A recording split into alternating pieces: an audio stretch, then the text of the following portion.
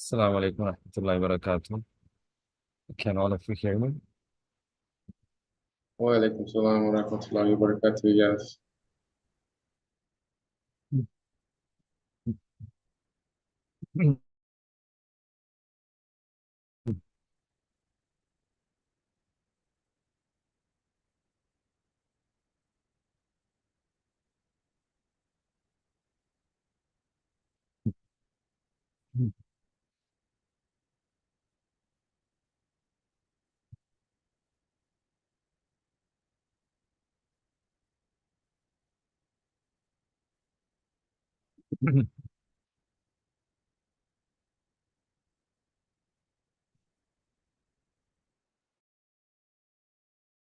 All right, let's begin, inshallah.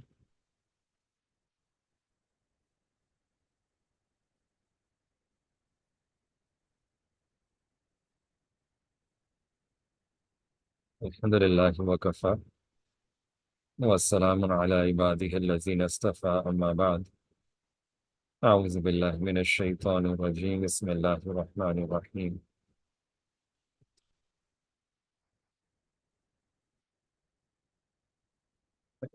نحن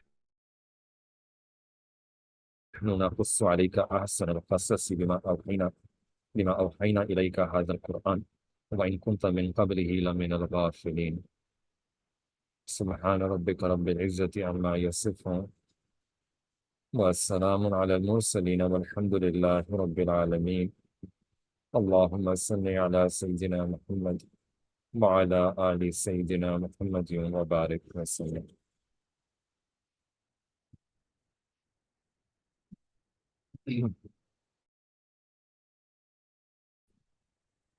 If you look at Surah Yusuf now and try to summarize the surah and try to summarize the benefits of the surah, this is a theme that inshallah we'll be doing today's session as well as uh, perhaps the next session as well.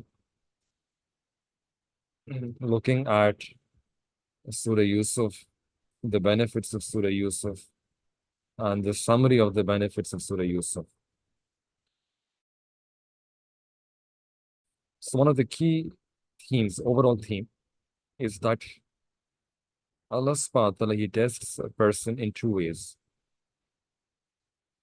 One, a person is tested by going through some difficulty, some test or trial in their life. And second is that a person is tested by prosperity, by financial ease, when everything is going according to plan. Both are tests. And both of these tests, they came in the life of Sayyidina Yusuf alayhi salatu wassalam. When he was a child at home, he had to face the envy of his brothers to such an extent that he was thrown inside the well by his brothers. That was a testing time, a time of difficulty, a trial. And Sayyidina Yusuf alayhi salatu wassalam had sabr. Throughout that episode, he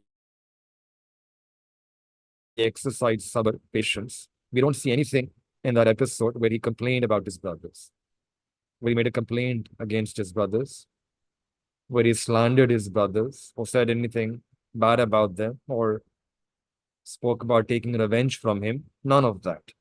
But rather what we see is that he exercised sabr, patience, perseverance. So in one sense, he passed that exam of sabr that came in his life. Then after that, Allah subhanahu wa ta'ala gave relative prosperity and ease. And this was a second test. That Sayyidina Yusuf alayhi salatu wasalam is now being raised up in a palace with all the comforts, the luxury, the blessings, and the favors that one could imagine. And there was everything. There was so much facilitation, the best kinds of food, the best kinds of drinks, the best garments, a life of comfort and ease. But this was also a test from Allah subhanahu wa ta'ala. And many times our Mashaykh, they say that trial or a tragedy or some difficulty, that is actually an easy test. It's easy for a person to exercise sabr during that time. But when a person is living a life of comfort and ease, then it becomes difficult to pass the test of gratitude, of shukr, to do shukr for the blessings that Allah subhanahu wa ta'ala has given. That is comparatively much difficult. Sayyidina Umar radiallahu ta'ala used to say that we were tested with difficulty and we found ourselves to be to remain steadfast on the path. But when we were tested with ease and comfort, we found that we were not able to remain that steadfast as before. So from this, we learn that when a person is going through some period of ease and comfort, that is actually a greater test in their life. A test where Allah subhanahu wa ta'ala wishes to see whether a person will still be grateful to Allah ta'ala for the blessings that they have. But Sayyidina Yusuf alayhi salatu wasalam, he remained steadfast in this test of prosperity as well. And then what was the result? That he passed the first paper, the paper of sabr. He passed the second paper, the paper of shukr. And then when a person, we see this in the dunya as well, that when a child, they pass their exam, then they are given a present. They're given a reward. So in the same way, Allah subhanahu wa ta'ala gave a reward to Sayyidina Yusuf alayhi salatu wasalam in the form of that izzat and honor, the way he was raised up and then made the ruler of the entire region. So something to think about, that Sayyidina Yusuf alayhi salam was a child separated from his father and was living a life of difficulty. But then he exercised sabr. Later on, he exercised the shukr, and Allah subhanahu wa ta'ala gave him that rank that we read about, that had all the keys of the treasures in his hand. Now, last class, we were also looking at the ibrat, how this surah serves as a reminder and gives ibrat and lessons for different kinds of people, different categories of people. And we mentioned 3 out of 10, that there is a lesson for the rulers in this story, a lesson for the people of taqwa, and a lesson for the people who follow their whims, their fancies, their caprice. There is also a lesson in this surah for those who forgive other people, for those who have the strength and the ability to take revenge, but still they choose to forgive. And we see how Sayyidina Yusuf alayhi salatu wasalam did that with his brothers. And as a result, then Allah subhanahu wa ta'ala gave him izzat. If Sayyidina Yusuf alayhi salatu wasalam wanted, he could have taken eye for an eye, a brick for a brick, a rock for a rock. That is something which the Shariah gives a person. A person is given that permission by the Sharia. But Sayyidina Yusuf alayhi salatu wasalam chose the path of forgiveness. And as a result of that, he said to his brothers, لَقَدْ آثَرَكَ اللَّهُ عَلَيْنَا وَإِن كُنَّا لَخَاطِئِينَ. The brothers, they said this to Sayyidina Yusuf alayhi salam, that indeed we are the ones who made a mistake and Allah has preferred you over us. And immediately Sayyidina Yusuf alayhi salam replied and said, لَا تَسْرِيبَ عَلَيْكُمُ الْيَوْمِ, that there is no blame upon you. Then another lesson here is for the people of sabr. Ibratun, it's a ibra, a lesson for those who do sabr, that Sayyidina Yaqub alayhi salatu wasalam, he did sabr upon losing Sayyidina Yusuf alayhi salam, and then Allah Ta'ala rewarded him with that sabr, rewarded him for that sabr, and Allah Ta'ala eventually caused them to unite with each other. There is a lesson here for the enviers as well, the hasideen, the brothers of Sayyidina Yusuf alayhi salam. They envied, and ultimately, eventually, that led to their downfall. There is a lesson for the people of ilm, ahli ilm, that Allah subhanahu wa ta'ala blessed Sayyidina Yusuf alayhi salam with ilm, and it was ilm that gave elevation and a rank and honor to Sayyidina Yusuf alayhi salam, not his looks, even though it's very beautiful, not the Jamal, but ilm. Ilm was that name of that quality, that attribute, because of which Allah subhanahu wa ta'ala gave him that rank and nobility. So ilm takes a person to higher heights. There is also a lesson for the people of beauty. Ibratun li ahlil jamal. The people who prioritize their looks, and Allah subhanahu wa ta'ala gave a lesson here that sometimes a person, they put beauty and jamal at a rank where it's not supposed to be in the deen of Islam. And we see that Sayyidina Yusuf alayhi salatu wasalam, it was actually because of his beauty that he had to go in jail. The women around him, they were attracted to him, they tried to seduce him, and it was because of that beauty that eventually he had to go and spend some time in the prison. And then finally, there's also an ibra for the people who do work of deen, for the people who live lives where they make the work of deen their central motive. Like Sayyidina Yusuf alayhi salatu wasalam, he was inside the jail, the prison, and there as well he was doing da'wah. He met the two companions, and then he was giving da'wah, inviting them towards the deen of that time, inviting them towards the deen of Allah subhanahu wa ta'ala.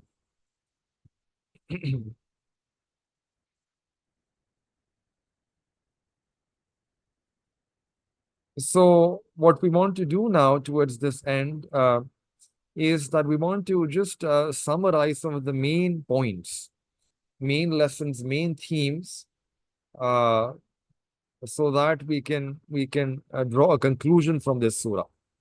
And remember, like right at the very start, Allah subhanahu wa ta'ala has mentioned this surah, "Nahnu naqussu alayka ahsanal qasasi," that this is the best narrative, the best story.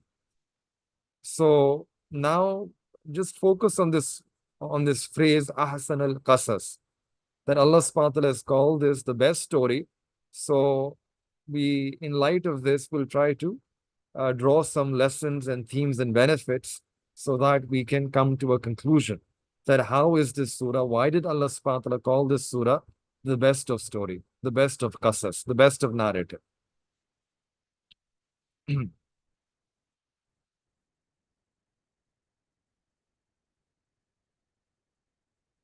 So we can start from the very start. The first point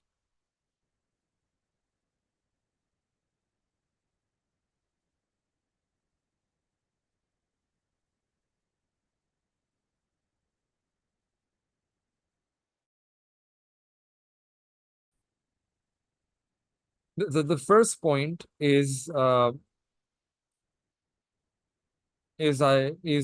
that story when Sayyidina Yusuf alayhi salatu wasalam was inside the palace, and the Aziz-e Misr, she tried to seduce Sayyidina Yusuf alayhi salatu wasalam, and in response, Sayyidina Yusuf alayhi salatu wasalam, he refused. So one of the lessons that we learned from this whole story here, this episode in particular, is that a man should not be alone with a woman with whom he is unrelated. This in Arabic is called khalwat. That one should avoid this type of seclusion, this type of khalwat, where one is alone with a woman with whom they're unrelated. Why? Because we see Aziz-e Misr, his wife, she invited Sayyidina Yusuf alayhi salatu wasalam towards sin. وَرَاوَدَتْهُ الَّتِي هُوَ فِي بَيْتِهَا عَنْ نَفْسِهِ. And she was attracted towards Sayyidina Yusuf alayhi salam. Why? Because she spent a lot of time alone in the company of Sayyidina Yusuf alayhi salam. She was always with Sayyidina Yusuf alayhi salam all the time, in the same room, in the same house, whether it was morning or night. And when you are with a person of an opposite gender with whom you're unrelated, and in this case, Sayyidina Yusuf alayhi salam was also so beautiful, handsome, when you're in that environment with just you and a person of the opposite gender, then that is really dangerous, because in one hadith it comes that shaitan becomes the third in that room. And shaitan tries to tempt the man or the woman, and likewise put a temptation in the heart for a woman for that man. So in this way, shaitan tries to put wasawis, whisperings in the hearts of those two people, and then tries to make them commit something which later they will regret. Basically, try to make them commit sin. So, in our Shariat, there is an usul, there is a principle, which is that a man and a woman who are unrelated to each other, they should not be in khalwat. Khalwat means they should not be behind closed doors, locked doors. The door can be open, or the door should be unlocked, or there should be some third person inside that room. One has to be careful about this teaching. Sometimes it happens that in our work culture, for example, I can give you my own example. I teach at a university. So we have our offices, faculty office, and sometimes students, they come and they meet. So one has to be careful that in that setting also this teaching applies. So what are the ways that a person can use as a way around it? So number one would be to ensure that you have an open door policy. The doors are open so that anyone can pass through, and people, passerby, onlookers, they can come and they can see. Or if there is a need that the door has to be closed, the door should not be locked, so that anyone can just knock and freely come inside, so that a khalwat is not there. It's not like behind closed, locked doors. Or maybe sometimes you have these windows, and then one can ensure that the windows are open, or these glass windows are transparent, so that there's someone outside, they walk through, they can see what's happening inside. So the critical notion here is that it should not be behind closed and locked doors. Rather, any onlooker should be able to see what's happening, or should be able to just come inside without any obstruction, without any interruption. So this applies in our work environment.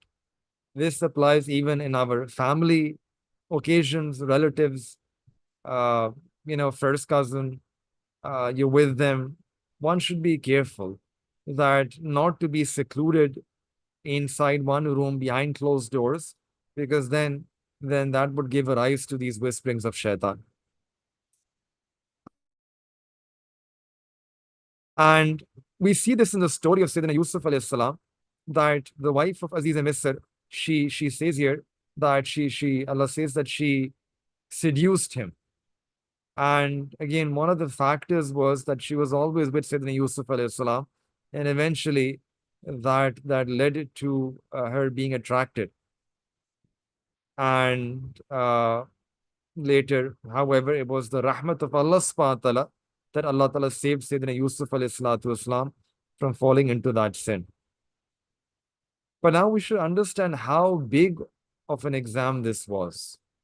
We never got a chance to actually reflect upon this too much. But now, as we complete the surah, if we should ponder and reflect that how tremendous, how immense this trial, this exam was, and also the reason how Sayyidina Yusuf alayhi salam was able to save himself from this test, from falling into this sin. So both things, right? The magnitude of the trial And secondly, the factors which enable Sayyidina Yusuf alayhi salam to stay away from this sin.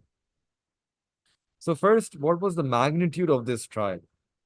We see that all the factors that are conducive to committing zina, they were present in that situation. All factors that were conducive to committing zina, you can find that in that episode.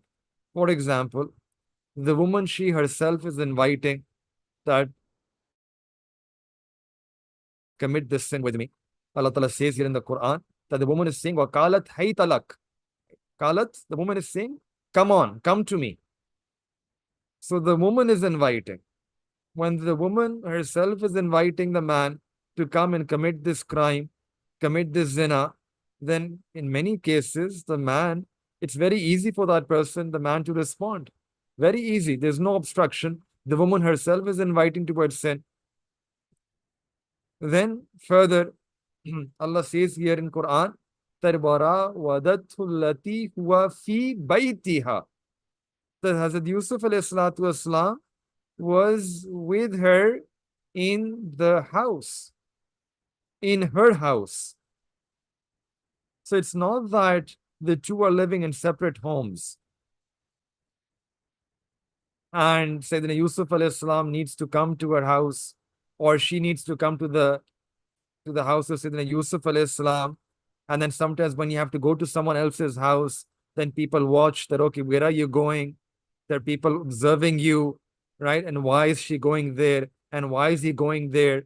So people ask questions. So none of that happens here. Here, it's so easy, right? Sometimes it happens that you go to someone else's house and then people are watching that this person stayed for too long in that person's house. Why did he stay for so long? Right? So they're always estimating, they're always thinking, they're always having these maybe suspicions that what is happening, what was happening when they went for that meeting. Why did it take so long? And here, none of that, because Sayyidina Yusuf alayhi salam was living in her house. This is again a factor which is so conducive to committing the sin. No fingers will be raised, right? No one will say anything because he's living in the same house. And then, next thing Allah mentions here in this ayah, وَغَلَّقَتِ الْأَبْوَابِ, that the woman, she locked the doors. Now, when the woman is, it's not just now being alone with Sayyidina Yusuf al-Islam inside a room, she locked the door from the inside. So now it's complete seclusion. There's complete privacy. There is complete khalwat. And she herself is providing that environment. And then Allah says here further, وَرَاوَدَتْهُ. Rawadathu. Rawadat means that very with gentleness, with softness, with love and affection, she is inviting Sayyidina Yusuf alayhi salam to commit this sin. You know, there are two ways in which one can do zina. One is that you threaten the other person, you harass the other person, and the other is that you seduce them. You call them, you invite them with affection, with softness, and that is what the woman is doing here. And one can imagine the words that she would be using, enticing, tempting, softly, seductively, politely, with her words, with her movement. She's just trying to attract Sayyidina Yusuf alayhi salam. And again, one can imagine how big of a challenge this would be for Sayyidina Yusuf alayhi salam. He put all of these factors together, that he's in seclusion, he's always with her, and the woman is also with, this talk, lovey-dovey talk, she's inviting and trying to attract Sayyidina Yusuf alayhi salam, seduce him. So it's an environment which is so conducive for committing zina. And then on top of that, Sayyidina Yusuf alayhi salam at this point of the story is a young man in his full youth. Innahu kana shaban, the prime of his youth. And all of you know, when you're in the prime of your youth, So this is the time when a person's desires are also at their prime, physical desires, right? So the desires for the opposite gender, they are at its height during this time. So that is also another factor so conducive to committing zina. And then the woman, who is she? Innaha kanat sayyidatahu. That woman was Sayyidina Yusuf alayhi salam's owner, Malika. She was the queen. So it's like, you work for someone. So basically, you're the employee and you work for the employer. There's an owner for whom you're working. Sayyidina Yusuf alayhi salam was owned by that woman. And he had to do everything which he was told to do by her. That was his job. That was his, responsibility. That to obey whatever she's saying. And he was a ghulam, a slave, and the expectation would be that he would not say no to his owner, to his queen. And another thing we see that Sayyidina Yusuf alayhi salam, huwa gharibud diyar, that he was not in his homeland. He was in a foreign territory. Now, why is this important? Because none of his relatives are with him. He doesn't have in his family, parents, brothers, relatives, friends. He is all alone in one strange land where no one knows him. No one knows his family. Like imagine you're living in some country and you just go to some other country where no one knows you. So when you're all alone in a foreign land, it becomes really easy to commit sin. Because then this khayal, this thought comes in a person's mind that in this foreign land where no one knows me, if I make a mistake, if I commit a sin, then there will be no embarrassment. There's no humiliation because no one knows me here. I'm stranger. I'm stranger. No one knows me. No one knows where my belonging. There's no one to report me back to my family and friends. So that's why a person is relaxed. That's why a person is unconcerned. And they don't feel that fear of committing a sin and then having to face the repercussions or the embarrassment or the humiliation of their family or friends finding out.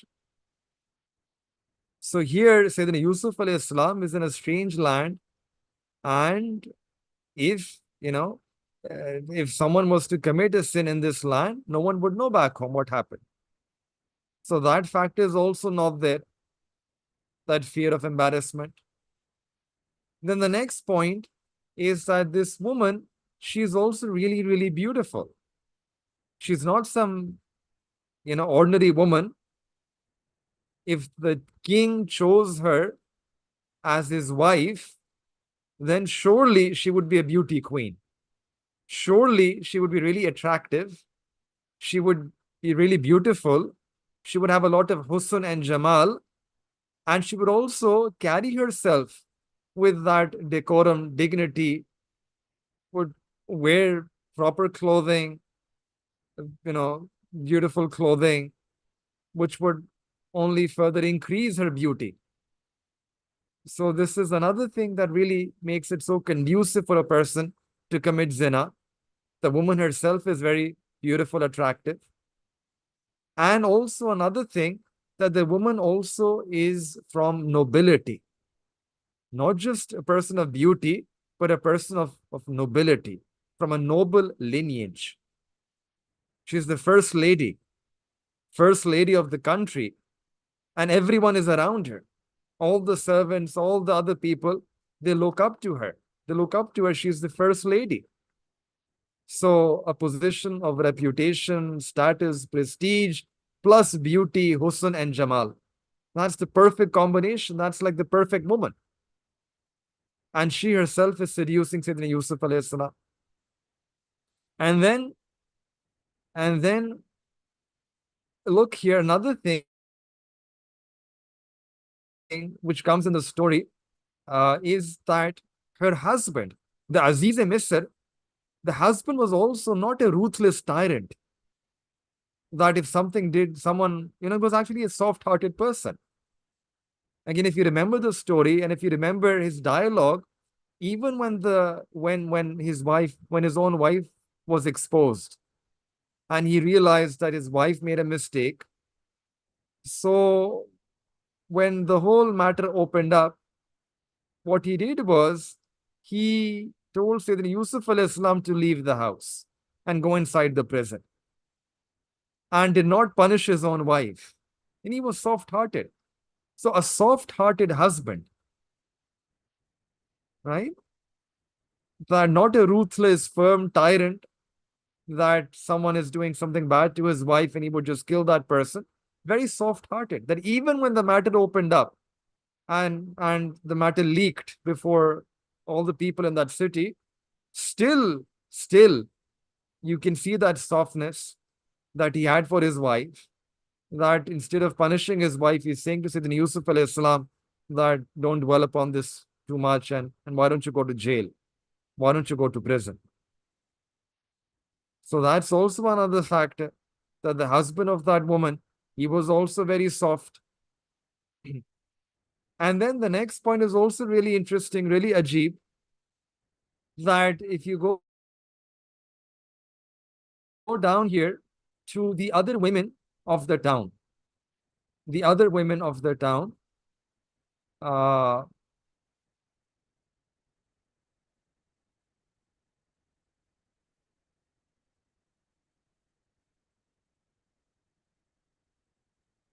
the other women of the town, Wakala Niswatun fil Madina, that the other women of the town, they were also encouraging Sayyidina Yusuf alayhi salam to give in to the desire of that woman, of Zulekha. They're also encouraging. They're also encouraging him. That don't say no to her. Just do what she's asking you to do. Just commit this sin with her. And this is at that time when Sayyidina Yusuf alayhi salam, he makes his dua, the Rabbi Sijnu ahabbu ilayya mimma yad'unani. That, oh my Rabb, the prison is dearer to me than what these women, it's the plural, than what these women are inviting me to do. So it's not just one woman, the Azize Misr Zulekha, but all the other women, the women of the city, this whole Jamaat of women, they are coming and giving targheeb, motivating, encouraging, giving incentives to him that you should say yes to her. You should say yes to her and listen to your Malika. Listen to your owner, go to her and let her and spend time with her and commit this sin with her. And then the last thing that we see here, again, right, the magnitude of the test, the trial. The last thing we see here is that she also then starts threatening. She starts threatening here. Wala illam yaf'al ma amuruhu, that if you do not follow my command, la yusjananna, then I will imprison you. I will disgrace you. So it's not just simply that come and, commit this sin with me. And if you don't, then everything will be okay. It's okay. You have the choice. She's not offering him a choice. She's saying you have to follow my command. And if you don't follow my command, then I'm going threatening you with a life of prison. So, Allahu Akbar. And now for a moment, you pause here, you add all of these factors, and we realize that this is a perfect environment, it's such a conducive environment for anyone to commit this sin. The halat cannot become better than this. Such such conducive circumstances, and yet, Sayyidina Yusuf alayhi salatu wasalam, this is the rahmat of Allah, that Sayyidina Yusuf alayhi salatu wasalam was able to stay away from this sin. How? Now, this is the big question for me and you. This is the lesson that we need to learn, right? That how Obviously, this was the rahmat of Allah subhanahu wa ta'ala. But in terms of worldly asbab, the dunya is darul asbab. It's a place of worldly means. We have to make use of asbab to acquire, to attain something, whatever it is in the dunya. So at the level of worldly asbab, worldly means, what is it? What was that? What were those factors which enabled Sayyidina Yusuf alayhi salatu wasalam to save himself from committing this sin? There were four factors. There are four reasons. First was the quwwat imani of Sayyidina Yusuf alayhi salatu wasalam.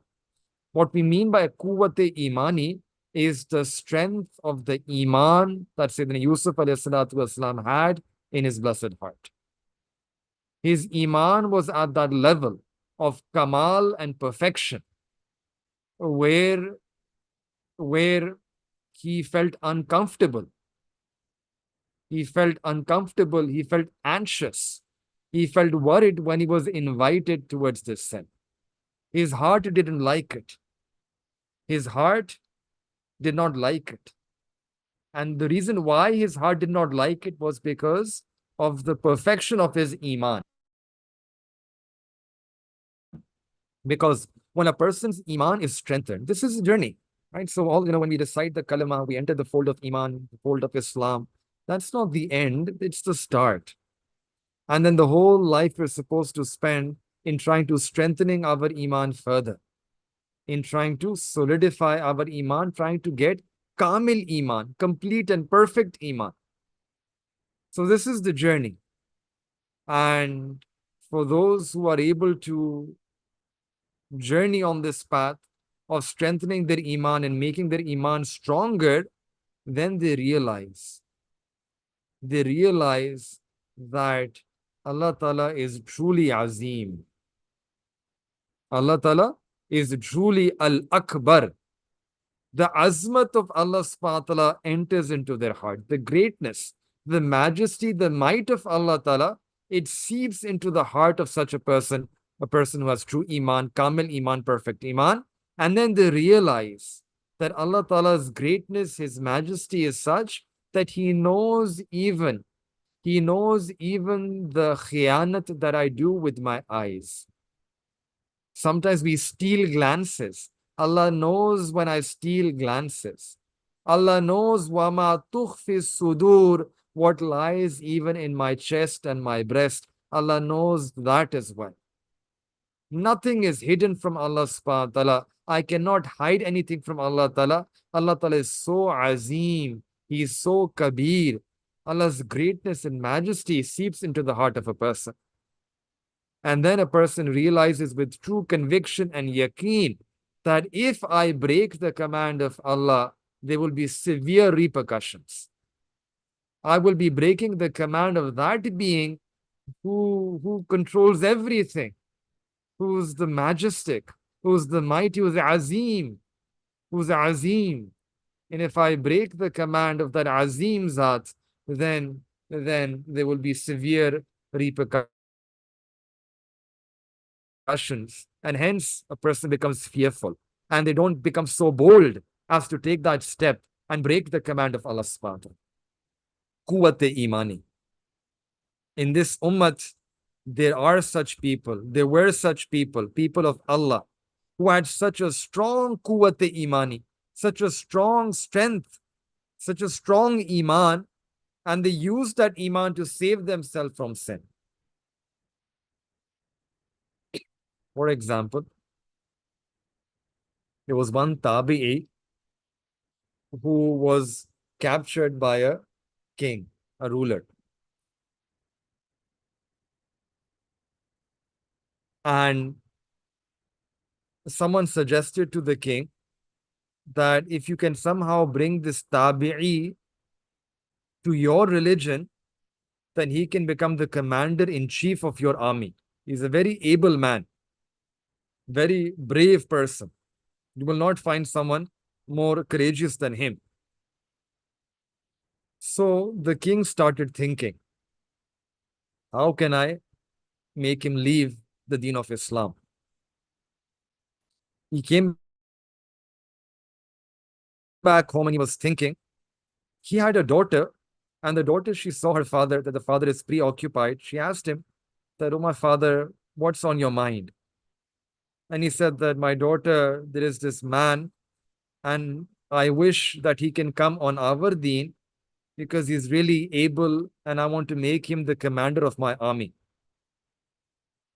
So the daughter, she said that, "Oh, my father, you just command me, you give me hukum, it will be a piece of cake for me to seduce him. And you just give me the permission, and I can do this for you." So the king gave permission to his daughter. She was a princess. For 1 week, the princess, she would dress up and she would go and she would sit with that young man, yeah, that young tabi'i, and she would sit for hours at a stretch. But not once did this tabi look up and looked up at her. He kept his gaze lowered. 1 week passed by, and then she asked that, "Why aren't you looking at me?" And he said that, "This is the hukum of my Allah. This is the command of my Allah not to look at a woman with whom I'm unrelated with such a desire, rather to lower my gaze. This is the command of Allah." And the way he said that, and the strength of Iman with which he said those words, it impacted the heart of that princess. And she was so impacted that she said that, "Is it possible I can also become like you? That I can also have that willpower, that strong willpower that I see that you have?"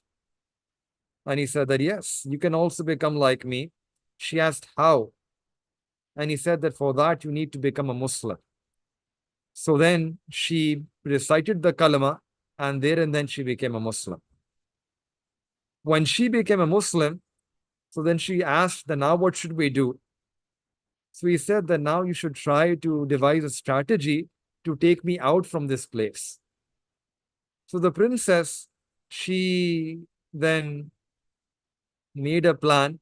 She came to her father and said that, uh, this young man, he doesn't talk to me, but now he started talking.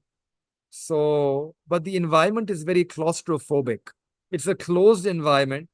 So I feel that his tabiyat, his temperament is not opening up. If you allow us to go out in open environment, then his tabiyat, his temperament will open up and he will be more inclined towards me. So make arrangements for us to go on an outing. Give us some horses." So the king made arrangement for them to go out. And in this way, the princess, she took that man with him, and they then left the territory of the enemy territory, and they entered into the Muslim territory. And then later on, they became husband. They married each other, nikah, and Allah subhanahu wa ta'ala made them husband and wife. Now, what was this thing? This was the quwwat imani, the strength of iman that was there in the heart of that tabi'i, because which he was able to save himself from the fitna of that woman, and which had such a great impact upon that woman that she changed her life.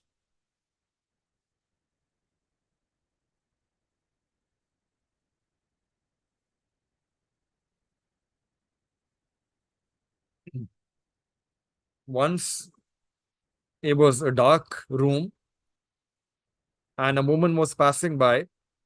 So a man extended his hand to touch that woman.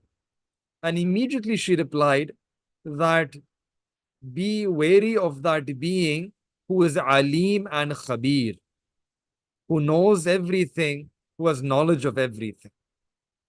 This is Imani, Quwwat Imani. That be wary of that being who is Alim and Khabir.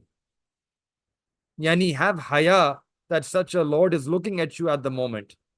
You think it's all dark, but have haya that that being is looking at you even in this darkness. He is Alim and Khabir.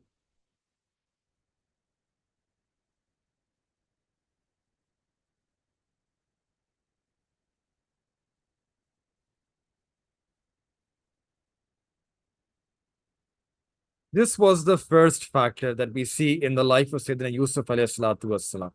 Second factor is what we call in Arabic jazba wafa. Jazba, the feeling of loyalty, the attribute of loyalty. Sayyidina Yusuf alayhi salatu wassalam was able to save himself from that sin because he had loyalty within him, loyalty in his character. Now, what was that loyalty? Number one, the Aziz Misr, his wife Zulekha, she, uh, Aziz Misr, the ruler, he had said to his wife, what did he say? That Akrimi Maswaya. Right? We did this before. That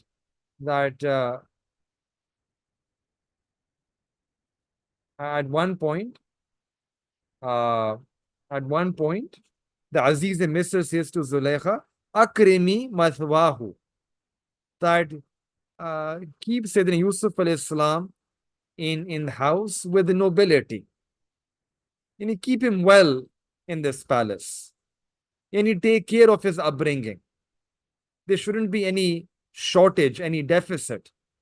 Support him financially, give him emotional support, moral support, so that you do his upbringing in a noble, in a better way. So this was the ihsan, the favor that Aziz Misr, the ruler, had done upon Sayyidina Yusuf alayhi salam. Right? That by telling people around him that provide all kinds of facility and luxury and comfort and raise him well in this environment. This was ihsan. This was a favor that he did upon Sayyidina Yusuf alayhi salam. And this is a natural point, a fitri, it's by, an innate point that when someone does ihsan upon you, then you should also do ihsan with them. This is what we call loyalty.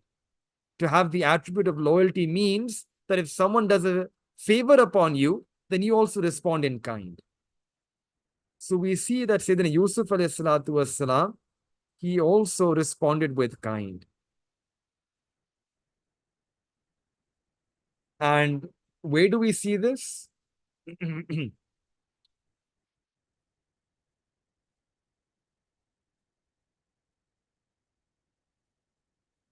same ayah, verse number 23, when the wife, she said, Hay talak, that Yusuf, come to me, he immediately replied and said, Ma'adallah, that I seek refuge with Allah. And now watch the sentence, Innahu Rabbi ahsana maswaya. That surely your husband is my master and he has given me a good lodging. He has kept me so well in this castle, in this palace, so I cannot do khiyanat. I cannot betray him. I cannot betray the trust that he has placed upon me. I cannot betray him after the favors that he has showered me with. This goes against loyalty, against wafa. I cannot do that. So this was the second factor that we see that enabled Sayyidina Yusuf alayhi salam to stay away from that sin, this loyalty for his master.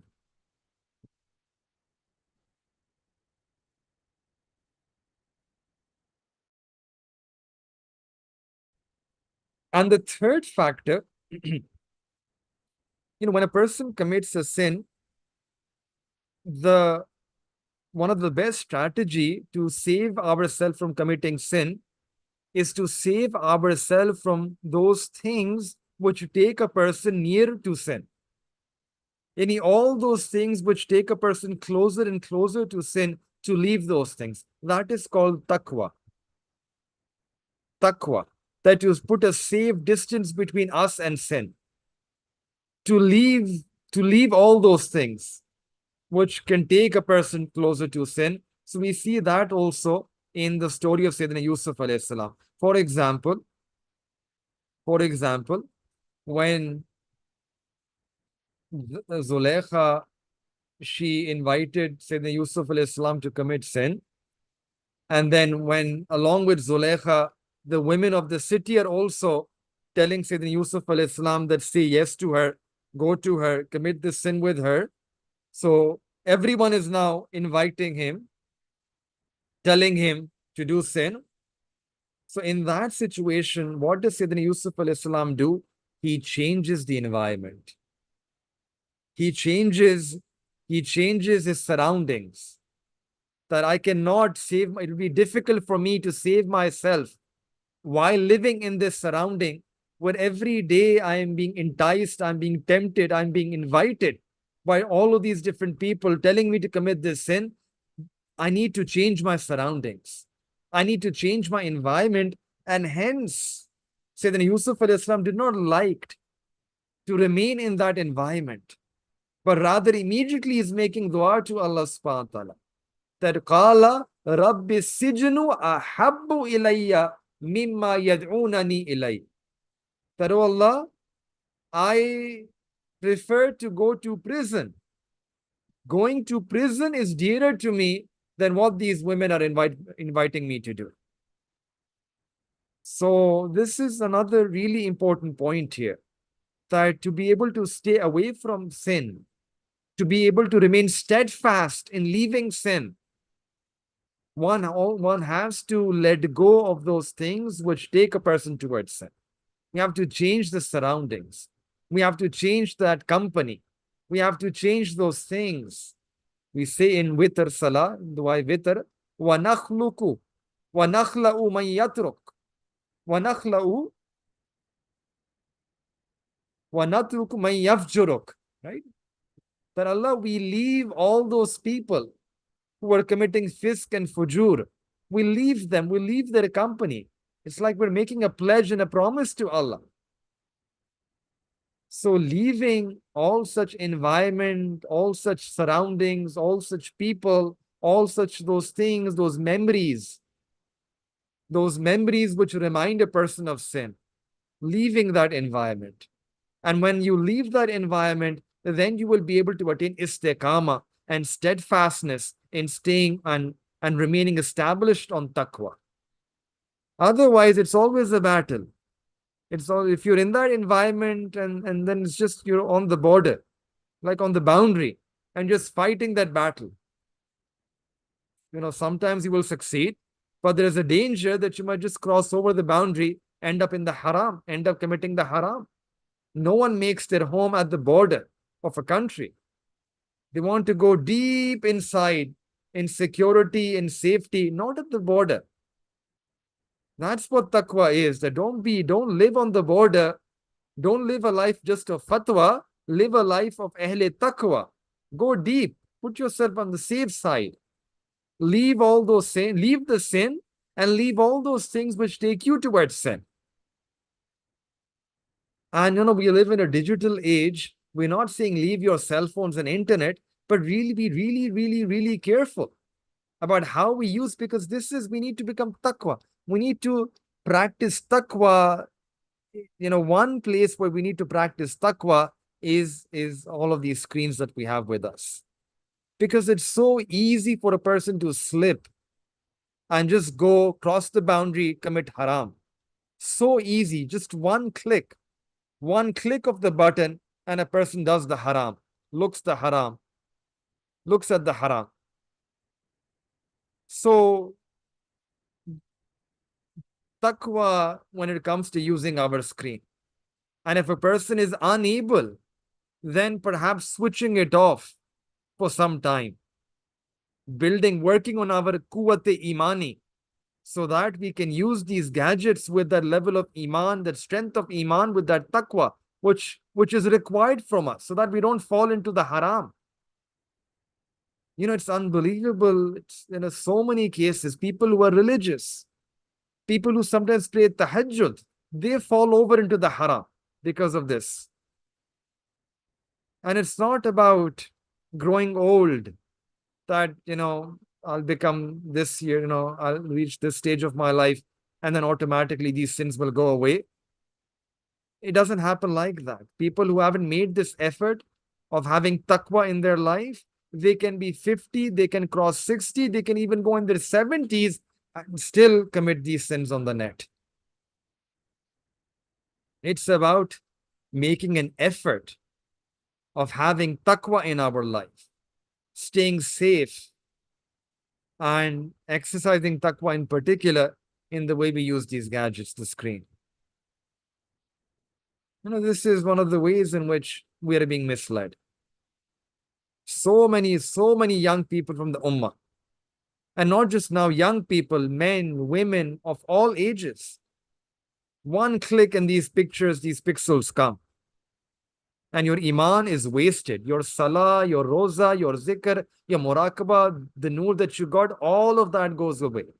It's just drained out, sucked out from the heart. Just that, just a few moments. Just a few moments of surfing, and everything is sucked out. And this is that whole environment that it's around us. Don't think that all of this is unintentional. There are forces of kufr, forces of evil, forces of behayai, of vulgarity, obscenity, pornography, which are actually trying to normalize all of this so that the ghairat from a Muslim will go away. That ghairat imani, that quwwat imani, that that quwwat ruhani, that spiritual power, that imani power, that ghaira, that will, these things will go away. And when these things go away, then Muslim is just a Muslim by name. They don't have that Muslim identity anymore. They're just like every other person. Muslim by name, Muslim by culture, Muslim by passport, but not the real Islam. The real Islam is no longer there because the Iman, Islam, Ghairat, Ruhaniyat, the spirituality, all of that is gone. It's sucked out. So this is a culture. And there's a huge amount of funding to fund these kinds of technologies, to fund these kinds of these pages that are promoting obscenity and vulgarity. So that, the Muslims, they lose it. And Muslims are losing it. Allahu Akbar, alayadu billah. May Allah Ta'ala save us. You hear stories about women, Muslim women, taking off their hijab, taking off their niqab, Muslim men committing all kinds of despicable sins on the net. Loss of ghaira, loss of haya, loss of iman, loss of spirituality, loss of akhlaq. So this is we have to be really careful now in the way we use it. We are not saying again that you leave it, because again, that would also sound very extreme. But not at the cost and not at the expense of our iman. I remember my own teacher, my own sheikh was mentioning this story, very astonishing story. There was a boy about 17, 18 years old, young, prime of his youth, and mashallah, sunnat on his face as well, sunnah beard. And he came to the sheikh and he was crying profusely. Tears were just falling continuously from his eyes. And the sheikh said that I looked at him and I felt such a pity, such sympathy. And I wished that whatever he wants, I just want to do it. What is it that he wants from me? I asked him that, what happened? Oh child, what happened?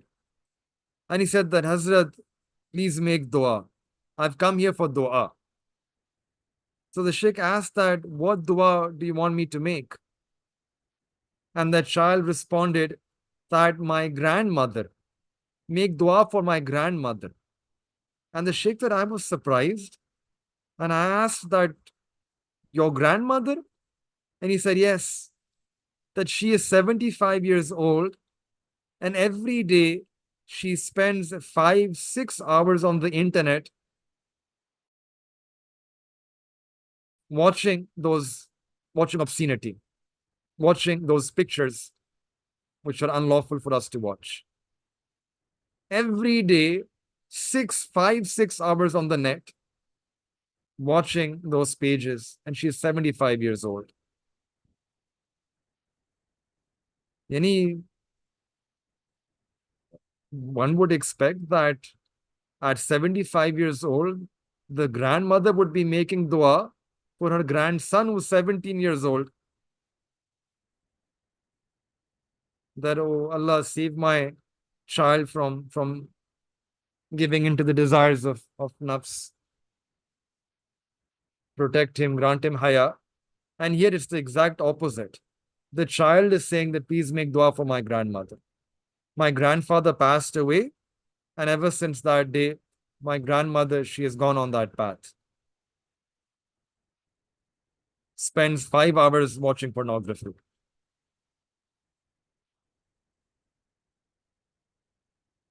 So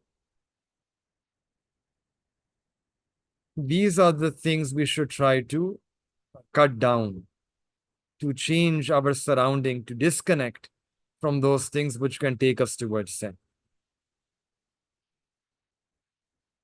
And then the fourth factor that we see here in this story is to always keep in mind the consequences of committing that sin. So here Sayyidina Yusuf alayhi salatu wassalam, when Zulaikha is inviting him to commit this sin, he responds and he says, Innahu la yuflihu dhalimun. That indeed the wrongdoers, they do not prosper at all. Yani the outcome, the final outcome of sin will always be bad. To keep this in mind all the time. And to have conviction and certainty about the negative repercussions that will come in a person's life when they sin. This is a fact. Like, 2 plus 2 equals 4. We know that for sure, without any doubt. In the same way, there is a fact here in the deen of Islam that whenever a person does any deed, there is going to be an effect of that deed in their life. If they do a good deed, there will be a good effect. But if they do a bad deed, a sin, there will be a negative repercussion, consequence in that person's life. Guaranteed. 110,000%. No shak, no doubt. In fact, there's an ayat in the Quran where Allah Ta'ala lays this principle out very clearly. Allah Ta'ala says in the Quran that وَمَا أَصَابَكُمْ مِن مُصِيبَةٍ فَبِمَا كَسَبَتْ أَيْدِيكُمْ. That whatever comes to you as a musibat in your life, as a travesty, as a tragedy, as a difficulty, as a worry, it is something which you have acquired through your own hands. One of the consequences of sin is that there will be an onslaught of worries in that person's life. An onslaught. Guaranteed. Allah has said that in the Quran. And the moment a person, we know this, we have read this ayah, but we don't have yaqeen. And that's why we continue doing our sins. But the moment a person attains yaqeen, that if I mess up, then there will be severe repercussions. Something bad will happen in my life, guaranteed. Then a person will think twice before committing that sin. No one wants bad things to happen in their life. No one wants to have failures in their life, to have testing, difficult times in their life. There was once a person, a righteous person, among the awliya of Allah subhanahu wa ta'ala, Fuzail bin Ayaz rahmatullah. He would say that I've noticed that whenever I sinned, any day, whenever I sinned, I would notice that people who were underneath me, one of them would sin against me. One of them would disobey me. Sometimes my wife would disobey me. Sometimes my children would disobey me. And sometimes the ride on which I used to journey, that ride would disobey me, would refuse to carry my command. We disobey Allah. There is there's a reaction to that. So here Sayyidina Yusuf alayhi salatu wasalam, he reminds, he says here, that la yuflihu zalimun, that this will be tantamount to committing zulm. If I give in to this sin, I will be doing zulm, and if I do zulm, I will never prosper.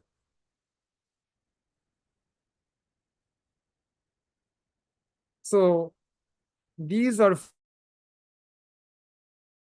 4 things to remember. Again, what are the 4 things? The first was that the quwwat-e-imani, the strength of the iman of Sayyidina Yusuf alayhi salam. The second was this quality of loyalty that he had, loyalty towards his master who had done ihsan and favor upon him. Third was to stay away from those surroundings which are inviting a person towards sin, to leave anything and everything which reminds a person or which takes a person towards sin. And finally, the 4th factor was istizar, to recognize, to realize, to bring to our mind the consequences of committing that sin, the negative consequences, the difficulty that will happen, the bad things, the evil things that might happen in a person's life if they commit that sin. When these 4 things, they are established within a person, then automatically a person is able to stay away from sin. Allah Ta'ala had blessed Sayyidina Yusuf alayhi salatu wasalam with these 4 qualities, because of which he was able to save himself from that sin, even though, like we mentioned before, that the test was very great. He immediately replied and said that Qala ma'azallah, that I seek refuge in Allah.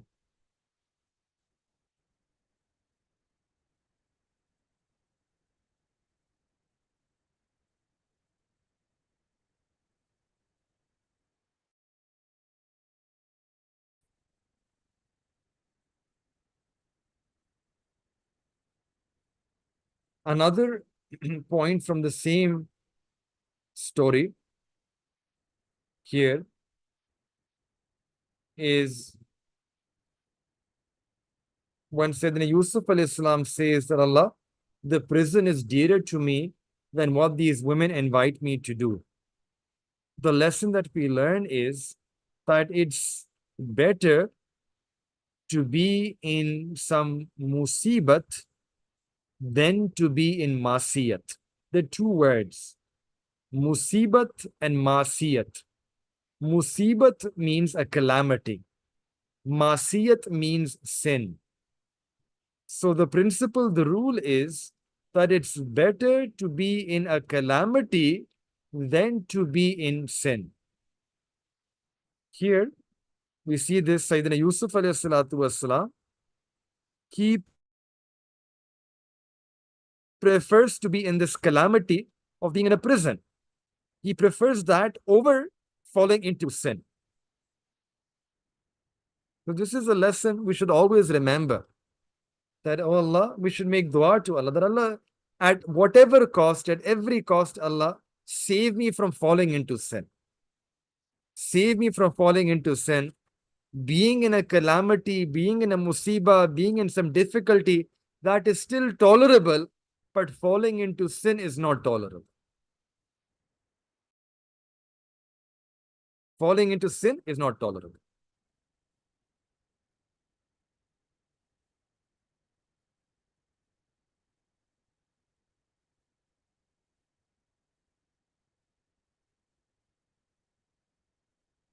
And then the ayat continues that, oh Allah, wa illa tasrif anni kaidahunna asbu ilayhinna wa akum min al jahili. Allah, if you do not turn their makar, their planning, their plotting, their guile away from me, and this is the deception of the women, that if you don't turn away these women away from me, then I shall get inclined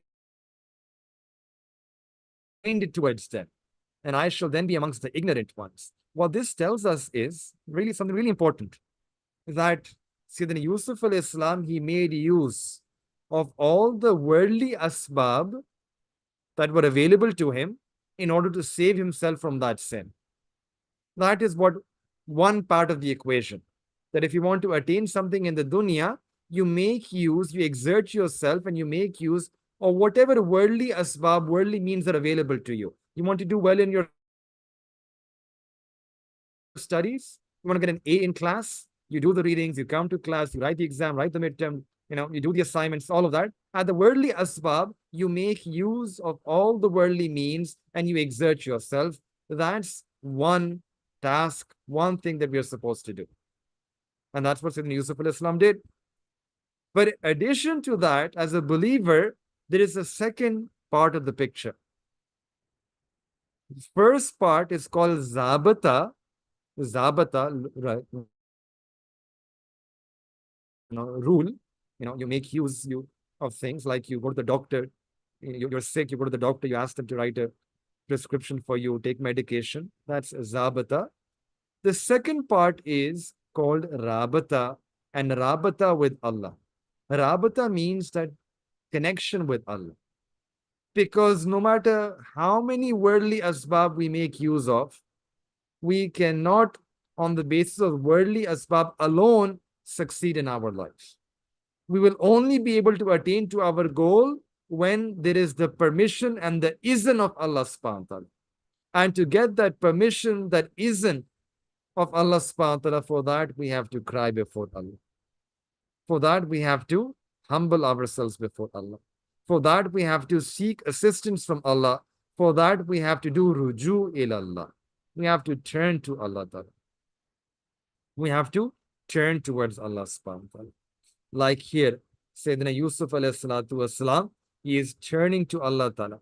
After making use of all those asbab, doing ruju to Allah ta'ala, and making this dua that, Ya Allah, if you don't turn their guile away from me, then I will get inclined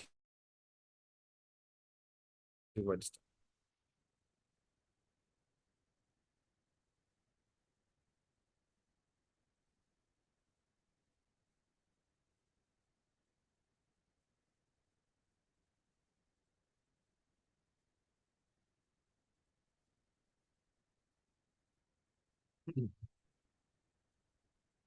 Then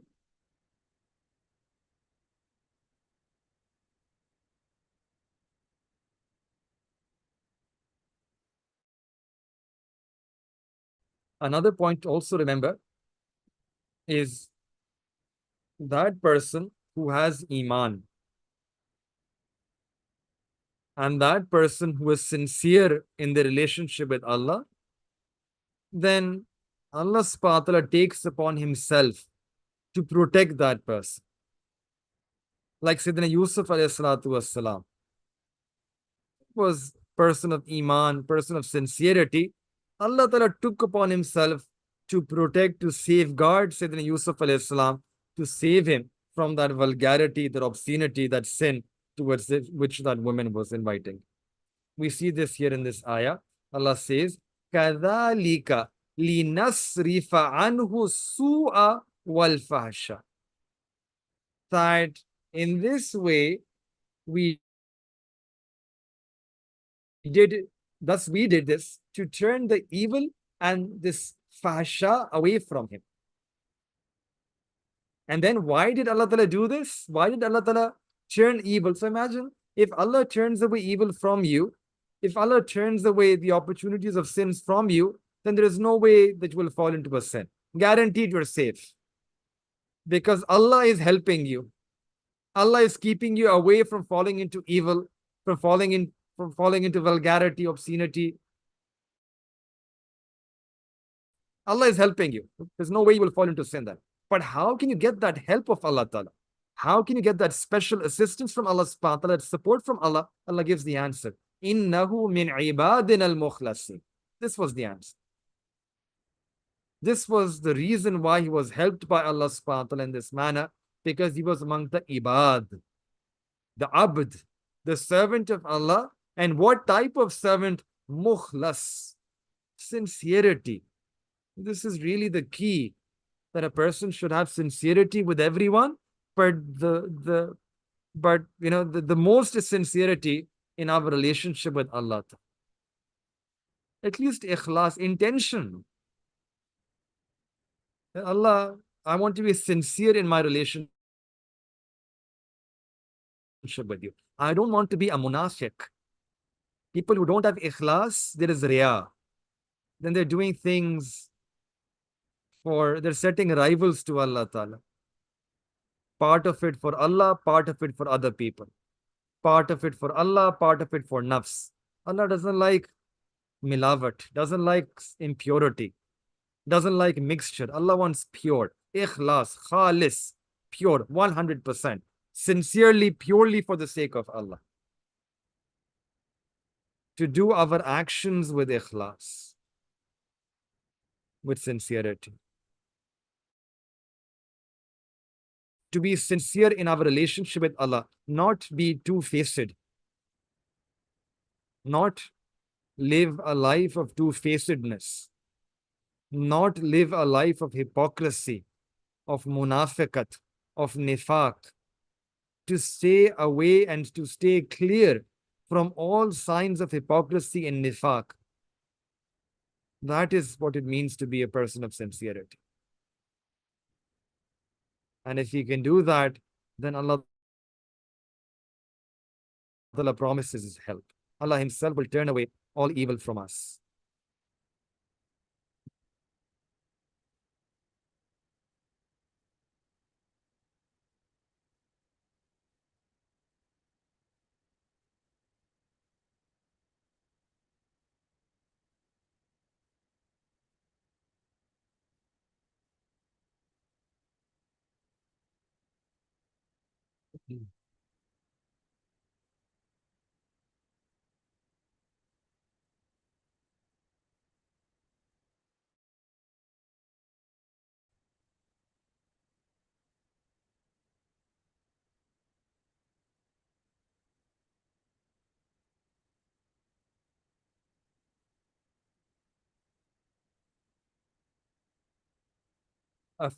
Before we end, a few things from the start of the surah as well.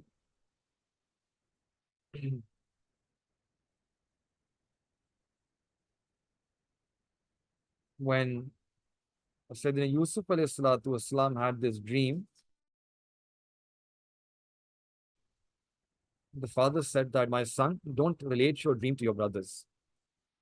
The principle that has been highlighted here is that one should stay away from evil, but one should also stay away from the causes which lead towards evil. So in this case, Sayyidina Yaqub alayhi salatu wasalam, he is advising his son Sayyidina Yusuf alayhi salam that don't even relate your dream to your brother. Because relating your dream to your brother will become a cause for your brothers envying you. And then that envy will hurt you. So I don't want you to fall into becoming the object of envy of your brothers. And for that, stay away from the asbab, the factors which can make you the object of envy. And what is that? Don't narrate your dream. So this is the general principle, that one should not just stay away from evil, one should also try to stay away from the causes of evil. Stay away, stay clear, run away from the factors that lead towards evil.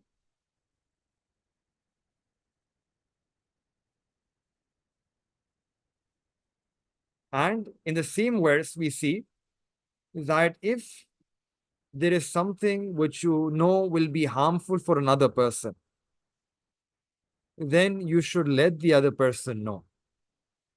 Like Sayyidina Yaqub alayhi salatu wasalam is telling Sayyidina Yusuf alayhi salam, فَيَكِيدُ لَكَ كَيْدًا, that lest your brothers devise a plan against you.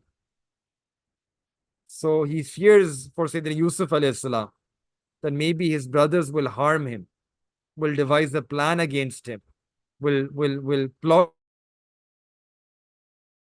against him. So he's fearing that some harm might happen, and that's why he's telling that to Sayyidina Yusuf alayhi salam. So we learned that if you fear that someone else will be harmed by someone else will be harmed by another individual, you let them know.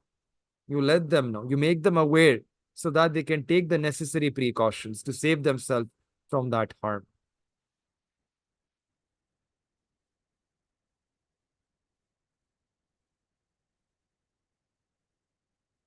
And then the next ayat, Allah says, وَكَذَلِكَ يَجْتَبِيكَ رَبُّكَ. And it will be in this way. This was actually the dream in which Sayyidina Yusuf alayhi salam was given the glad tidings that he will become the Nabi, Nabuwat. And Allah says here that in this way, it will be in this way that your Lord will choose you, will select you. Now, the principle here is that when will choose you. Let's see the whole ayah. وَيُعَلِّمُكَ مِن تَعْوِيلِ الْأَحَادِيثِ. And Allah will teach you the correct interpretation of events. وَيُتِمُّ نِعْمَتَهُ عَلَيْكَ وَعَلَىٰ آلِ يَعْقُوبَ. And in this way, Allah will complete His ni'mat upon you, yani one person, you, Sayyidina Yusuf alayhi salam, and He will complete His favor upon the whole family of Hazrat Yaqub alayhi salam. Now we can understand how in this way Allah will complete His ni'mat upon Sayyidina Yusuf alayhi salam. That's self-evident, that's clear. Because Sayyidina Yusuf alayhi salam is being given a ni'mat here. He will be given nabuwat, he will be given this ilm of correct interpretation of dream. So we learn that this one person of the house, Sayyidina Yusuf alayhi salam, is going to get this blessing from Allah Ta'ala. But why is this being called a blessing for everyone in the house? Why is this being called that it's as if this blessing is for everyone in the house? The reason is because when one member of a house, one member of a family gets a blessing, it's as if every member of that family got a blessing. It's a blessing for the whole household. It's a blessing for the whole household, for the whole jamaat, for the whole group. And you can actually generalize this. Our mashayikh, they say that if let's say there's a class, and class one person gets a nemat, then it's as if that nemat is for the whole class, for the whole group. Now, why will this be a nemat for everyone?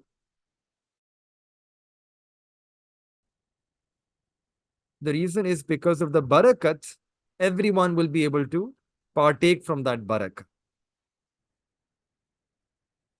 And later on, we'll see in this Torah, we will see in this story that that not only will Sayyidina Yusuf alayhi salam be blessed with the nabuwat, but by his barakah, his brothers will also be blessed with the nabuwat.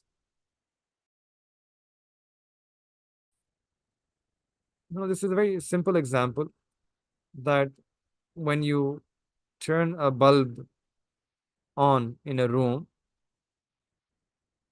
so that bulb, the light of that bulb, it doesn't just benefit one person in the room. Everyone in the room, they benefit from that bulb, from that light. So we learn here that if there is one person who gets a nemat in the house, it's a nemat for everyone in the house. And that is why people living in one house, they should not do hasad with each other. They should not envy each other. If one brother gets some nemat, the other brother should not do envy. If one brother gets a promotion in his job, the other should not be envious. If one gets a car, the other should not be envious. We should view that to be a nemat for the whole house. And izzat for the whole house. And honor and dignity for the whole house.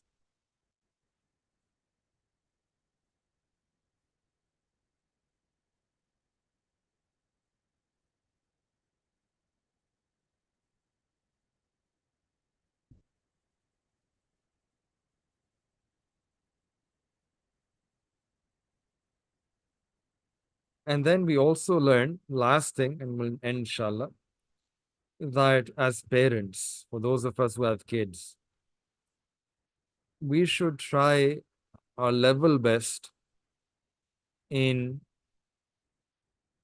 acting justly with our kids, in acting equitably with our kids, in every aspect, in every matter. That if we have children, we should not prefer one over the other. Sometimes it's natural that you have a natural affinity for one of your kids, but it shouldn't be too much that you let go of the others, that the other person, the other child feels left out. The other child begins to think that I'm being ignored, I'm being left out. That should never be the case. We see this here. It happened in this story.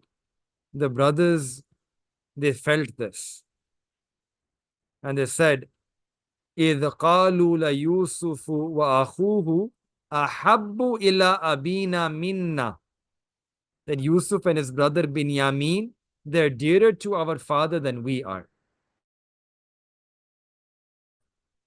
So the brothers, they felt this preferential treatment being given to Sayyidina Yusuf alayhi salam. And they felt that they were being ignored, even though they were such a large group. And this led to their envy, their hasad. So as parents, and not just parents, in every position of authority and responsibility, like you're the employer, you have employees working with you, you have to be careful in ensuring that you are dealing with them in a just manner, in an equitable manner, not giving preferential treatment to others, not doing favoritism, not being prejudiced against others, not having a bias. Because small differences, small biases and such prejudice, they can make it very difficult for a person to function in that environment. It can give rise to all types of sentiments, all types of unhealthy sentiments, right? Bitterness, envy, rancor. So one should try to avoid that.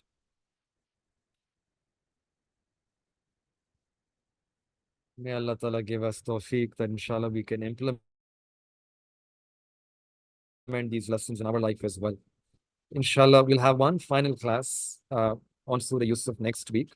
We'll try to wrap up this surah.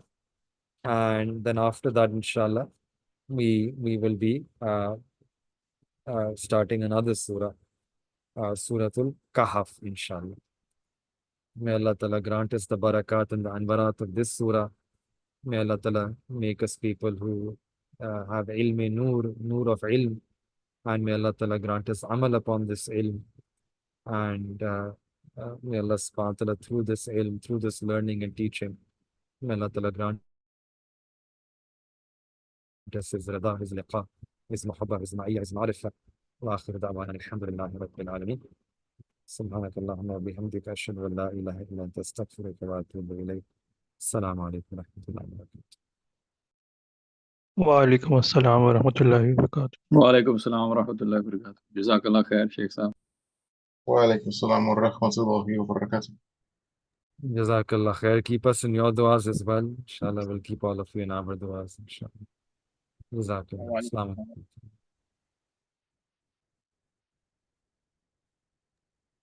جزاك الله خير.